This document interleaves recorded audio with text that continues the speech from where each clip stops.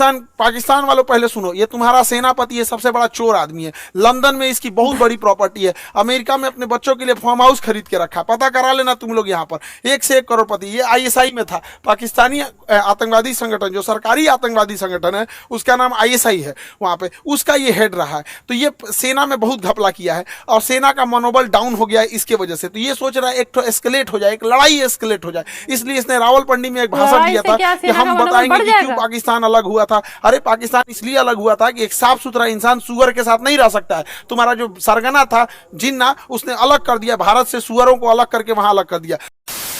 तो आज की वीडियो में मैं रिएक्शन करने वाली हूँ खान सर की नई वीडियो पे, जो कि उन्होंने बनाया है Pahalgam attack, TRF, Indus river treaty, ये सारी चीजें एक्सप्लेन होने वाली है इस वीडियो के अंदर। तो चलिए देख लेते हैं सर का क्या व्यू है इसके बारे में। अगर आप खान सर को जानते होंगे तो वो बहुत ही इंटेलेक्चुअल एंड बहुत ही अच्छे शिक्षक है। वीडियो के एंड में मैं बताऊंगी कि मुझे कैसा लगा ये वीडियो एंड क्या खान सर सही कह रहे हैं या खान सर कुछ गलत कह रहे हैं, ये सारी बातें हम करेंगे वीडियो के एंड में। सो वीडियो के एंड तक जरूर से देखना। अगर आप चैनल में पहली बार आए हैं एंड आपको इस तरह की रिएक्शन वीडियोस अच्छी लगती है, आपको इस तरह के ओपिनियन बेस्ड रिएक्शन वीडियोस पसंद है, तो चैनल को जरूर से सब्सक्राइब कर ले ताकि आपको इसी तरह की रिएक्शन वीडियो फ्यूचर में भी मिलती रहे। वीडियो को स्टार्ट करते हैं और देखते हैं खान सर क्या कह रहे हैं पहलगांव अटैक के बारे में। जय हिंद। देखिए, कश्मीर का बैसरान घाटी जो है ये बहुत ही अपने सुंदर दृश्य के लिए प्रसिद्ध है, इसीलिए इसे मिनी स्विट्जरलैंड कहा जाता है। जिस कारण इस जिले में बहुत ज्यादा, इस घाटी में बहुत ज्यादा भारत के अन्य राज्यों से सैलानी पर्यटक घूमने जाते हैं। ये पहाड़ों से घिरा हुआ है, इन पहाड़ों के बीच में घाटियां हैं, जो दूर में यहाँ पे पूरी तरह से बर्फ से ढकी पहाड़ियां हैं। ठंड का दिन आता है तो इस पे बर्फ की एक चादर पड़ जाती है जो बहुत ही मनोहर दृश्य दिखता है, और इसके सामने ऊंची ऊंची चोटियां हैं। गर्मी के दिन में जैसे अभी के वर्तमान समय में पूरा हरियाली छा जाता है, और ठंड के दिन में इसमें बर्फ जम जाता है। ऐसे ही बहुत सारे सैलानी यहाँ घूमने गए थे। हालांकि ये जगह बहुत ही प्रसिद्ध है। पहलगांव जो जगह है, पहलगांव में ये घाटी है, पहलगांव जो जगह है वहां से ये घाटी लगभग आधे से 1 घंटे के डिस्टेंस पे है। पहाड़ों पर ज्यादा दूरी नहीं होती है, लेकिन घुमावदार रास्ता का होने की वजह से दूरियां बढ़ जाती हैं। तो यहीं पर जब अमरनाथ की यात्रा शुरू होती है, अभी 2 जुलाई से अमरनाथ की यात्रा शुरू होने वाली है, तो इस पहलगांव को एक बेस कैंप के रूप में यूज किया जाता है। जो श्रद्धालु हैं वो श्रद्धालु वही है जो बेस कैंप के रूप में रुकते हैं ताकि बाबा अमरनाथ की दर्शन कर सके। यहीं पर बहुत सारे इस बार पर्यटक रुके हुए थे, सब पहलगांव से थोड़ी दूरी पर है। पहलगांव से ये आपका बैसरान घाटी ये बहुत ही प्रसिद्ध है, लेकिन इसी पे कुछ आतंकवादी आए और उनको मार दिए सब, और इतने निर्मम तरीके से हत्या किए सब। इन आतंकवादियों ने, पाकिस्तान के जन्माए इन आतंकवादियों ने भारत पर हमला किया, क्योंकि इनके बाप की औकात नहीं है कि भारतीय सेना के पास आके लड़ सके। तुम्हारे अब्बा जो थे ना 93,000 फौज हारे थे, साले तुम्हारे बाप भी उसमें शामिल होंगे 1971। पूछना अपने बाप से जाके। यहाँ पे इन लोगों ने निहत्ते लोगों पे मारा। ये दिखाता है कि कितने कायर पैदा होते हैं सब। हमारे यहाँ तो कहा जाता है माँ का दूध पियो तो सामने से आके लड़ो। तुम्हारे ही कहते हैं यहाँ पे एक निहत्ता, कोई किसी की शादी हुई है कुछ दिन पहले हुई है, वहां पर जाके मार दिया, एक जिम्मेदारी लिया है रेसिस्टेंस फंड। बताइए इनके बच्चे का क्या गुनाह था? बताइए इनका बच्चा अच्छा मार्क्स लाया तो घूमने के लिए यहाँ आ गए। किसी की शादी 1 हफ्ते हुई है, किसी के हस्बैंड को मार दिया गया, वो कह रही है कि मेरे हमको भी मार दो यहाँ, लेकिन कह रहे नहीं तुम अपनी सरकार को जाके बताओगे। अरे सरकार को तो पता चल गया है, लेकिन हम लोग को जो है ना अभी इलाज होगा इसका अच्छा से। यहाँ पे बताइए इस महिला के साथ इसके बच्चे को मार दिया गया। जब इंडियन आर्मी पहुंची तो फौज के ड्रेस में आतंकवादी थे सब। ये महिला समझ नहीं पाई, फौज को देख के रोने लगी। इनको लगा कि ये भी कहीं आतंकवादी तो नहीं है, तो उन लोगों ने बताया कि हम इंडियन आर्मी से आपकी मदद करने के लिए आए हैं। अरे कायर हो, एक तो तुम निहत्ते पे हमला करते हो, उसके बाद से तुम इंडियन आर्मी का ड्रेस पहन लेते हो। यही ना तुम लोग की कायरपन है। खैर पड़ोसी की औलाद हो लोग साले, तुम लोग की तो इतनी औकात नहीं जो इंडियन आर्मी से लड़ सको। लड़े तो थे एक बार, यही हुआ था। हालांकि हम लोगों ने अभी ऑपरेशन टिक्का प्रारंभ किया है, रेस्क्यू ऑपरेशन चल रहा है, कुछ आतंकवादी मार दिए भी गए हैं, अभी आगे भी कार्रवाई चल रही है। लेकिन इससे क्या होने वाला? अभी मोदी जी सऊदी अरब के दौरे पे थे, तब तक ये घटना हुई तो सऊदी अरब के दौरे को बीच में ही कैंसिल करके आए और एक सर्वदलीय मीटिंग भी बुला रहे हैं, जिसपे कि पूरी तरह से निर्णय लिया जाएगा कि इसका क्या फाइनल इलाज किया जाएगा। लेकिन इस चीज को समझिए कि इसके पीछे हाथ किसका किसका हो सकता है। पाकिस्तानी ये कायर है, ये पाकिस्तान वालों पहले सुनो, ये तुम्हारा सेनापति ये सबसे बड़ा चोर आदमी है। लंदन में इसकी बहुत बड़ी प्रॉपर्टी है। अमेरिका में अपने बच्चों के लिए फार्म हाउस खरीद के रखा, पता करा लेना तुम लोग यहाँ पर। 1 से 1 करोड़पति। ये ISI में था, पाकिस्तानी आतंकवादी संगठन, जो सरकारी आतंकवादी संगठन है उसका नाम ISI है, वहां पे उसका ये हेड रहा है। तो ये सेना में बहुत घपला किया है और सेना का मनोबल डाउन हो गया है इसके वजह से। तो ये सोच रहा है एक तो एस्केलेट हो जाए, एक लड़ाई एस्केलेट हो जाए, इसलिए इसने रावलपिंडी में एक भाषण दिया था कि हम बताएंगे कि क्यों पाकिस्तान अलग हुआ था। अरे पाकिस्तान इसलिए अलग हुआ था कि एक साफ सुथरा इंसान सुअर के साथ नहीं रह सकता है। तुम्हारा जो सरगना था जिन्ना, उसने अलग कर दिया भारत से, सुअरों को अलग करके वहां अलग कर दिया। तो ये पूरी के पूरे वहां पे, और जो पाकिस्तान यहाँ से गए थे लोग ना, ये सोच के कि पाकिस्तान एक बहुत खूबसूरत देश बनेगा। देख लो तुम्हारे देश में क्या हाल हो चुका है। यहाँ पे दुनिया थूकती है साला। अगर एयरपोर्ट पे पता चल जाए कि पाकिस्तानी है तो बगल का आदमी उठ के चला जाता है। अगर जहाज में पता चल जाए कि मेरे बगल में पाकिस्तानी बैठा है, उसका पूरा रास्ता पर टेंशन में रहेगा कि पूरी तरह से सलामत जा पाएगा कि रास्ते में फटेगा यहाँ पर। तो ये चाहता है कि अपनी सेना में थोड़ा सा मनोबल बढ़ाने के लिए युद्ध हो जाए। दूसरा, पाकिस्तान में इसने क्या किया, इमरान खान को गिरफ्तार करा दिया। इमरान खान पहले क्रिकेटर थे, पूरी दुनिया घूमे थे, पाकिस्तान के अन्य प्रधानमंत्रियों की तुलना में ज्यादा सोच समझ रखने वाला था, तो इसको जेल में भेजवा दिया मेरे चचवा को। अभी यहाँ पे गृह युद्ध हो गया। तो आसिम मुनीर का यही सोचना है कि अगर भारत से थोड़ी बड़ी भी लड़ाई हो जाती है तो सेना ये अपना बन बजा लेगा कि देखो हम हैं तो पाकिस्तान को बचा के रखे हुए, वैसे भी पाकिस्तान मरेगा, बकरी की अम्मा कब तक खैर मनाएगी। दूसरा एक और चीज है क्या है कि इंडिया चाइना और अमेरिका के बीच में जो ट्रेड वार हुआ है, तो चाइना के ऊपर 245% लगा दिया गया है टेरिफ, जिस वजह से बहुत सारे व्यापारी अब इंडिया की ओर मूव करेंगे। तो चाइना की भी चाल है, वो पाकिस्तान के थ्रू भारत में हमला करा रहा है ताकि बड़े व्यापारी इंडिया में इस मौके को ना देख सके। क्योंकि जो बहुत बड़े व्यापारी होते हैं ना, जो करोड़ों करोड़ में डील करते हैं, 200 करोड़ 400 करोड़, तो वो देखते हैं किस देश में शांति है। इसलिए देखिएगा सिंगापुर देखिए, दुबई देखिए, कोरिया देखिए, जापान देखिए, यहाँ हमेशा शांति रहता है, तो वैसे ही देखते हैं। तो चाइना को लगता है कि इसका फायदा कहीं इंडिया ना उठा ले, इसलिए जानबूझ के चाइना पाकिस्तान को उकसा रहा है। और देखिए, जब कोई इंसान भिखमंगा हो जाता है, पूरी तरह कंगाल हो जाता है, अपनी इज्जत खत्म हो जाती है, तो दूसरे को डुबाने में लग जाता है। यही काम पाकिस्तान कर रहा है।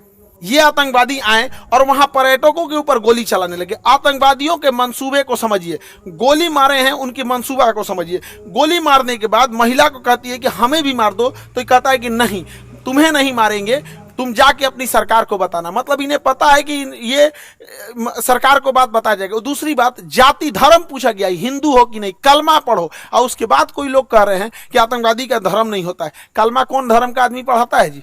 हाँ, इतनों में आंख नहीं खुल रहा है। यहाँ पे एकदम शर्म लिहाज घोल के पी गए हैं, किसी के सामने निहत्थे को मार दिए हैं।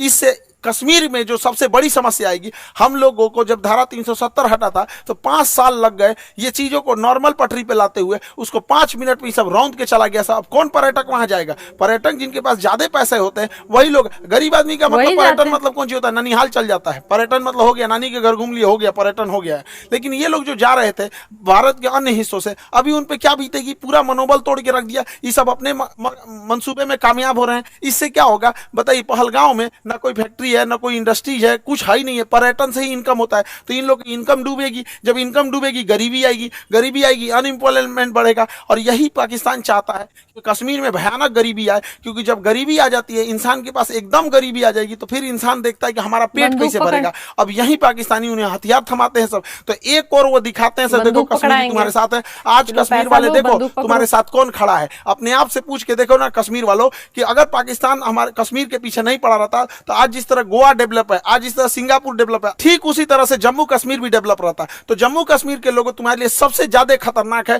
तो ये पाकिस्तानी है। और बिना लोकल के सपोर्ट के, बिना लोकल के चढ़ावे पे इतना बड़ा तो कोई हमला नहीं कर सकता है। तो खुफिया एजेंसी को भी इन लोकलों को भी खोजना पड़ेगा, वहां पे कौन कौन साथ दिया। क्योंकि वहीं कोई ना कोई होगा जो इतने बड़े घटना को, साजिश को, उन आतंकवादियों को ये रास्ता दिखाया होगा। वहां के लोकल लोगों की तो नौकरी चली गई, सब कुछ गया। अरे तुम्हारी नौकरी गई, इधर लोगों की जान चल गई। नौकरी बड़ा होता है कि जान बड़ा होता है जी? किसी भी इंसान का, परिवार का कोई सदस्य चला गया, लेकिन ओवरऑल एक देश की क्षति हो रही है। ये पूरी दुनिया इस पे क्या करेगी? दुनिया को क्या करना है? वो तो देखेगी कि भारत एक अनस्टेबल है। कश्मीर के मुद्दा को दोबारा वो पाकिस्तान ऊपर की ओर बढ़ा रहा है। अभी भारत सरकार को इस पे सख्त एक्शन लेना चाहिए। पाकिस्तानी जो भारत में इलाज कराने आ रहे हैं, सबका वीजा रद्द कर देना चाहिए। भारत सरकार ने सार्क का वीजा रद्द किया है, जो बिजनेस के लिए आते हैं। कोई भी पाकिस्तानी को, चाहे हार्ट ट्रांसप्लांट हो, चाहे किडनी ट्रांसप्लांट हो, इंडिया में आने ही नहीं देना चाहिए। क्योंकि इंडिया में इलाज बहुत सस्ता होता है। आते हैं चेन्नई, आते हैं मुंबई, दिल्ली इलाज करा के चले जाता है, बाहर में जाओ ससुरे तो नहीं, मरो वहीं पे जहां जाना है तुमको, एकदम कोई वीजा उजा कोई इंसानियत मरौत नहीं करना चाहिए यहाँ पे। एयर स्पेस तो हम लोग का बंद ही है पाकिस्तान का, एयर स्पेस की वजह से पाकिस्तान को बहुत घाटा लग रहा है, लेकिन भिखमंगों को क्या चाहिए, जीने के लिए तो कैसे भी जी लेंगे। सिंधु जल समझौता 1960 के तहत हम लोग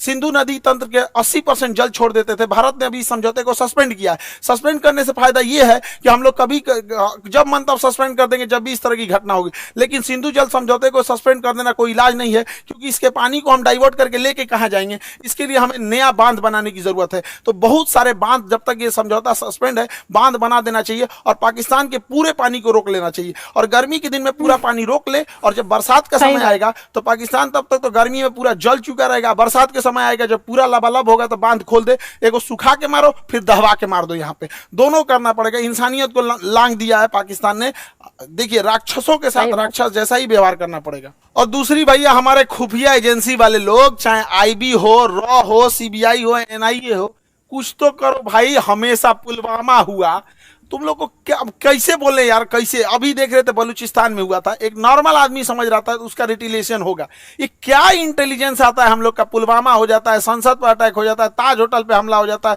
अमृतसर पे हो जाता है, पठानकोट पे हो जाता है, क्या हो रहा है, उरी पे अटैक हो जाता है। अरे कभी तो पहले इंटेलिजेंस लाया जाए। हम मानते हैं कि इंटेलिजेंस बहुत लाते हैं आप लोग, लेकिन थोड़ा और एक्टिव होने की जरूरत है। मोसाद की तरह होना चाहिए, CIA की तरह होना चाहिए, चाइना की एजेंसी की तरह होना चाहिए, वहां और जरूरत है इस चीजों को। भारत सरकार को इस पर और संजीदगी से कदम उठाना चाहिए। और इस हमले के बाद केंद्र सरकार एक सर्जिकल स्ट्राइक करेगी। देखो सर्जिकल स्ट्राइक जरूरी है, लेकिन सर्जिकल की स्ट्राइक कोई इलाज नहीं है। सर्जिकल स्ट्राइक हमेशा सेना करते रहती है। 50 गो आतंकवादी मार देंगे तो क्या वो भरपाई हो जाएगा? हमारे 28 मासूम लोग मारे गए, इसकी भरपाई 50 गो सैनिक। 50 गो मतलब क्या होता है? पाकिस्तानी एगो मिलकर 50 गो जन्म दे देगा। एगो पाकिस्तानी 4 गो बियाह करेगा, 1 2 3 4, 4 गो बियाह करेगा एगो पाकिस्तानी, एगो से 15 गो पैदा करेगा, 15 चौको 60, एगो से मिलकर 60 गो जन्मा देगा। जन्म लेने में क्या जाता है? सुअर भी एक साथ 16 को जन्म दे देता है। इन चोटों को क्या जाता है? आपको क्या लगता है सर्जिकल स्ट्राइक से इलाज हो जाएगा? नहीं, सर्जिकल स्ट्राइक इनका इलाज नहीं, इनका ठोस इलाज करना पड़ेगा। 24 करोड़ लोग हैं पाकिस्तान में, जब 24 करोड़ को समझ में आएगा ना तब ये होगा। इन सब भूखे प्यासे मार देना चाहिए, नेवल ब्लॉकेज करना चाहिए। पूरे भारत के लोगों से कहते हैं अपनी सरकार पर इस बात दबाव बनाया जाए कि ये पाकिस्तान है, इसकी जो नौसेना यहाँ पर, इसकी जो नेवी है यहाँ पर ये वाला समुद्र में, यहाँ नौसेना लगा के ब्लॉक कर दिया जाए। अगर हम नेवल ब्लॉकेज कर देते हैं तो इसकी पूरी सप्लाई लाइन कट जाएगी, पाकिस्तान कहीं से सप्लाई नहीं दे पाएगा नेवल ब्लॉकेज होने की वजह से। और पाकिस्तान के बाद जो पेट्रोलियम भंडार है बस 9 दिन का है, 9 दिन के बाद इसके पास पेट्रोलियम खत्म हो जाएगा। तो नेवल ब्लॉकेज लगने के कारण इसका पूरा पेट्रोलियम खत्म हो जाएगा और हम लोग कहीं ना कहीं ये लंबे समय तक ऊपर से यहाँ पे सिंधु जल समझौता सस्पेंड करके नीचे से नेवल ब्लॉकेज कर दे। और दूसरा क्या है कि आतंकवादियों को कहते हैं कि तुम लोग धर्म का नाम लेके यहाँ पे जो आतंकवादी घटना करते हो, यहाँ के रहने वाले लोगों को क्या होगा? और मुस्लिम समाज से कहते हैं कि एक अभी जो जुमा का दिन आ रहा है, फ्राइडे के दिन, वहां से भी यहाँ पे सारे लोगों को एक होने की जरूरत है, वरना हम लोग को या जो भी एक साधारण व्यक्ति है इन चोट्टो पाकिस्तानियों की गुनाह का सजा सबको मिलने वाला है। लोग क्या किस नजर से देखेंगे हम लोगों को,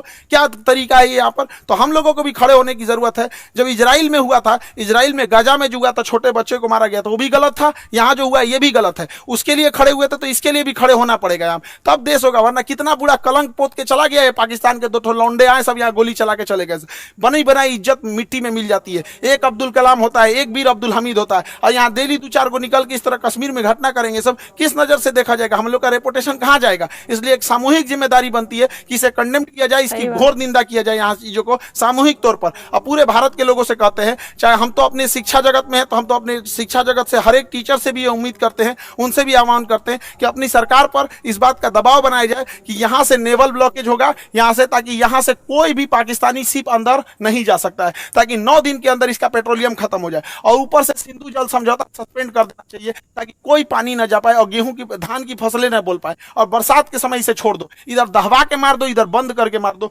तब तक जब तक इनको समझ में नहीं आए। वरना ये जो है सब ना पागल हो गए हैं सब, इनका कोई इलाज नहीं है। मानवता की हद लांग दी है सब। किसी का धर्म पूछ के मारा जाता है, किसी को इंसानियत नाम की चीज है कि नहीं? जिंदा है सब इंसानियत। कोई क्या सोचेगा यहाँ पे जी? पूरे कौम को बदनाम करके रखा सभी पाकिस्तानी। अगर पाकिस्तान को मिटा दिया जाए तो आधा दुनिया शांति से सोएगा, कम से कम एशिया में तो शांति जरूर आ जाएगी। हम सरकार से भी आग्रह करते हैं कि सर्जिकल स्ट्राइक जैसे झुनझुना से पाकिस्तान सुधरने वाला नहीं है, इसको बेंत मारना पड़ेगा।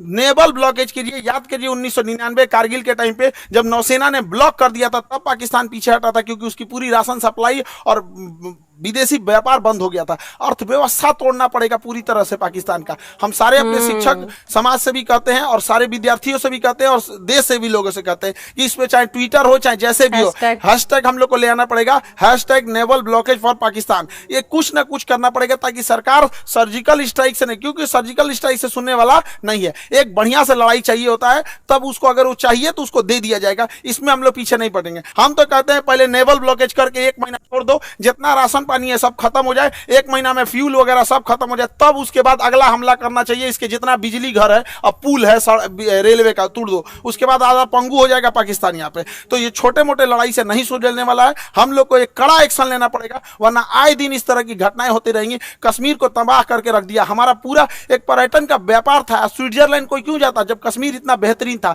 कोई कश्मीर के लोग सोच के देखो, तुम्हारा सच्चा दुश्मन कौन है? कश्मीरियों को बदनाम करने वाला कौन है? यही पाकिस्तानी। तुमसे तुम्हारा रोजगार छीनने वाला कौन है? यही पाकिस्तानी। अरे घर बैठे पर्यटक जहां होते हैं वहां पे लोगों की इनकम होती है। गोवा में जाके देखो, वहां के लोगों को घर बैठे इनकम हो जाती है। कोई स्कूटी रेंट पे लगाया, कोई होटल रेंट। ऐसे आतंकवादी घटना होगी तो क्या होगा? कश्मीर के लोगों से भी कहते हैं कि सामूहिक रूप से बाहर निकलिए और ये वहां पे विरोध दिखाइए, ताकि वो विरोध इस्लामाबाद, लाहौर, कराची तक दिखना चाहिए कि कश्मीरी भी इसके विरोध कर रहे हैं। अन्यथा इसका भुक्तभोगी सबसे बड़ा कोई होगा तो आप होंगे लोग यहाँ पर। कोई कौन भुगतेगा? जो लोकल लोग भुगतते हैं वहां पे अगर कोई घटना होती है तो। अब मारने की रही बात, हम लोग तो चुन चुन के मारेंगे लोग, चाहे किसी भी बिल में घुसे रहे लोग। 1971 मत भूलो पाकिस्तान, तुम्हारा एक टुकड़ा करके बांग्लादेश किए थे, अब अगला नंबर बलूचिस्तान का है। और सरकार से भी कहते हैं जिस तरह मुक्ति वाहिनी का खुला समर्थन करके बांग्लादेश बनाया गया था, उसी तरह बलूचिस्तान लिबरेशन आर्मी वाले को, BLA वाले भाइयों को, पूरे बलूचिस्तान वाले लोग को कहते हैं पाकिस्तान से अलग हो जाओ, हम तो आपके साथ हैं। जैसे मुक्ति वाहिनी के समय 1971 में साथ दिए थे,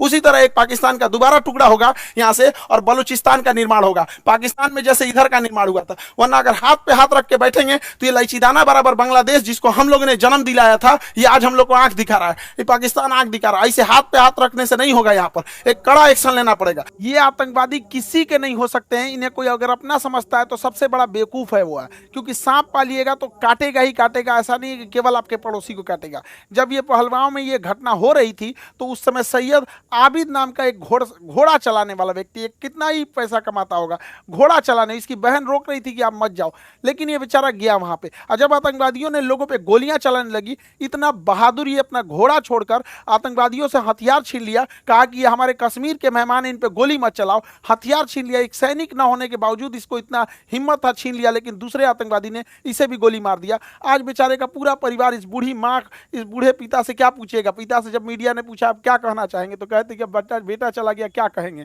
बेगुनाह था, बेगुनाह मारा गया। यहाँ पे सरकार से भी कहते हैं कि जितने लोग की इसमें शहीद हुए हैं उन लोगों को भी आर्थिक मदद और कुछ ना कुछ इनके अस्थायी जीवन के लिए कुछ किया जाए, ताकि उन्हें एक श्रद्धांजलि दी जा सके। यहाँ पर मुसीबत की घड़ी में हम सब देशवासी एक दूसरे के साथ हैं। उम्मीद करते हैं हम सब एक साथ मिलकर अपनी सरकार का साथ देंगे। सारी राजनीति खत्म, यहाँ पे सब एक होने चाहिए और इसका मुंह तोड़ जवाब देना चाहिए। और हम किस मुंह से कहें, किस भाव से कहें, जिनके यहाँ से किसी का भाई उजड़ गया, किसी के मांग का सिंदूर उजड़ गया, कोई बहन ने अपना भाई खोया, कोई महिला ने अपने पति को खोया, कोई बेटे ने अपने बाप को खोया, किस मुंह से कहें हम लोग? क्या दें उनको? सच्ची श्रद्धांजलि दें। इस श्रद्धांजलि से क्या हम उनके परिवार का दुख लौटा सकते हैं? कभी नहीं लौटा सकते। तो कभी ना कभी तो इसे रोकना पड़ेगा ना। नासूर को छोड़ते जाएंगे तो और बड़ा जख्म होते जाएगा, इसलिए इसका इलाज बहुत जरूरी है। लेकिन जिन भाइयों ने अपनी जान गंवाई है, जिन लोगों के परिवार के अपने बिछड़ के गए हैं, दुख की घड़ी में पूरे देश उनके साथ है, लेकिन उनको सच्ची श्रद्धांजलि तभी मिलेगी जब इनका जवाब उनको मिलेगा, जब उन लोगों को जब उनके घर में भी ऐसे उजड़ेंगे, उनके घर से भी ऐसे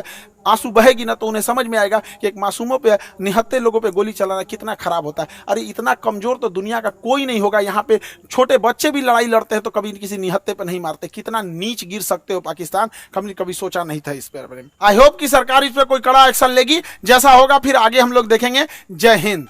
खान सर ने बिल्कुल सही कहा है। बहुत सारे पॉइंट पे खान सर बिल्कुल सही है। पाकिस्तान की गलती है तो पाकिस्तान को सजा तो मिलेगी ही। साथ में जो लोगों ने इस पे हमला किया है, जो लोगों ने हमले में शामिल थे, जो लोगों ने साथ दिया, उसके ऊपर भी कड़ी कार्रवाई होगी। ऐसी भी रिपोर्ट आ रही है कि जो पहलगांव का एरिया है उसको खोलने का इजाजत नहीं हो जाएगा, लेकिन वहाँ की जो अथॉरिटी है उन्होंने बिना सरकार को बताए, बिना इजाजत लिए एंड उन्होंने वहाँ का वैली को खोल दिया टूरिस्टों के लिए।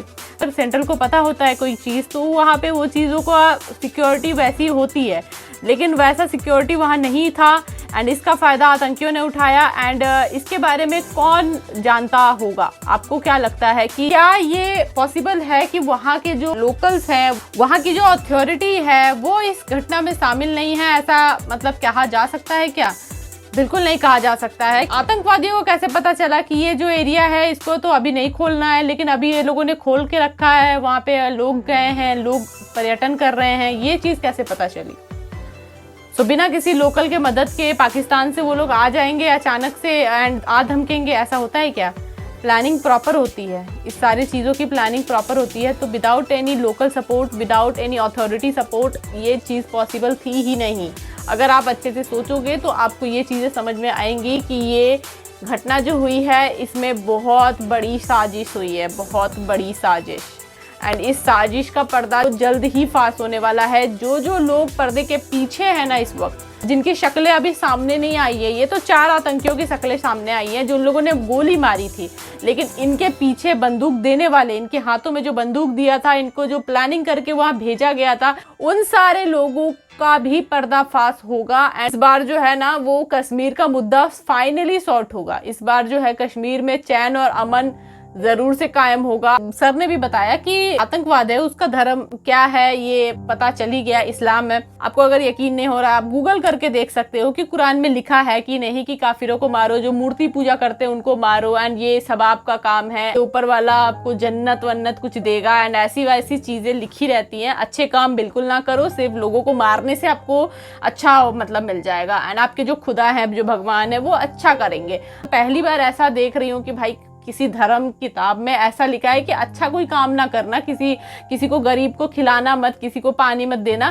बस जो लोग मूर्ति पूजा करते हैं, जो लोग तुम्हारे धर्म के नहीं है, उनको मारो, वो मारने से ज्यादा पुण्य मिलता है। खान सर ने जैसे जिक्र किया, एक मुसलमान जो है वो 4 शादियां करेगा, 1 से 15 बच्चे पैदा करेगा। एंड एक जो महिला थी कश्मीर की, उसकी मैंने इसका इंटरव्यू देखा, आप भी एक बार सुन लो इसका इंटरव्यू क्या कह रही है। ये हमारे घर में मेरे भाई एक है वो जेल में है, और दूसरा भाई जो है वो मुजाहिदीन है, और मेरी 2 बहनें हैं, और एक माँ बाप है। पहलगाम में जो अटैक हुआ है उसके बारे में आपका भाई का कोई इन्वॉल्वमेंट है? क्या लग रहा है आपको? हमें कुछ पता नहीं है, वो जाने, सरकार जाने, उनका काम है, उनकी जिम्मेदारी है, वो हमारे भाई को पकड़े, कहाँ से वो पकड़ेंगे, हमें उससे कोई लेना देना नहीं है।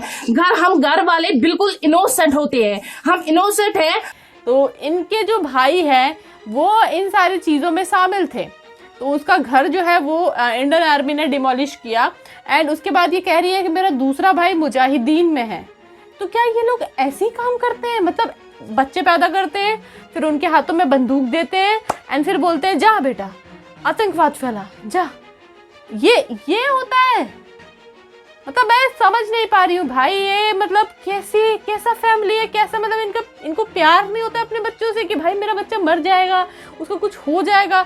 मैं मतलब एक होता नहीं, मतलब जो जानवर भी होते हैं ना, वो अपने बच्चों को रक्षा करते हैं, अपने बच्चों का हिफाजत करते हैं, उनके बच्चों को थोड़ा सा भी कुछ हो जाए ना तो उनको भी दुख होता है कि भाई मेरे बच्चे को ऐसे कैसे मतलब मार दिया, चाहे कुछ हुआ चाहे कुछ। भाई ये लोग किस मिट्टी के बने हैं यार, मैं समझ नहीं पा रही हूँ। 4 शादी कर रहे हैं, ठीक है, वो मान लिया कि चलो ठीक है उनके धर्म में होगा ठीक है, लेकिन दिल तो होगा ना, मतलब कि अपना कि प्यार है, भाई मेरा बच्चा है, मेरा खुद का बच्चा है, जन्मा। भाई साहब मतलब मैं इसका एक्सप्लेनेशन ही नहीं दे पा रही हूँ कि भाई ये क्या सर ने भी इस चीज़ का जिक्र किया, अपने खुद के बच्चे को कोई कैसे भेज सकता है ऐसे एक पोजीशन पे जहाँ पे कि वो गोली चला रहा है एक ऐसे लोगों पे जिन्होंने कुछ नहीं किया है, उनके ऊपर गोली चला रहा है। उसके बाद फिर वो भागा फिरेगा, फिर वो जो जहाँ मन करेगा वहाँ खाएगा, जैसे जीवन जिएगा जैसे तैसे, फिर एक दिन किसी के गोली का शिकार हो जाएगा, मर जाएगा, लावारिश लाश की तरह पड़ा रहेगा। देखो सोचने में भी कैसा अजीब सा लग रहा है, मतलब एंड ये उन आतंकियों की किस्मत है, ये उन आतंकियों की किस्मत में उनके खुद के माँ बाप लिख देते हैं। चंद गद्दार लोगों की वजह से जो ईमानदार मुसलमान जो वहाँ कश्मीर में रह रहे थे ना, जो काम कर रहे थे, जो अपना पेट पाल रहे थे, एक टूरिस्ट के वजह से, वहाँ पे टूरिज्म के वजह से अपना घर चला रहे थे ना, आज उनका भी हालत बहुत खराब हो जाएगा वहाँ। आई होप कि मैंने जो बोला है ना आज इस वीडियो में आपको सही लगा होगा। तो इस वीडियो को यहीं तक रखते हैं एंड मिलेंगे हम आपसे किसी और रिएक्शन के साथ। तब तक के लिए thanks for watching my video guys.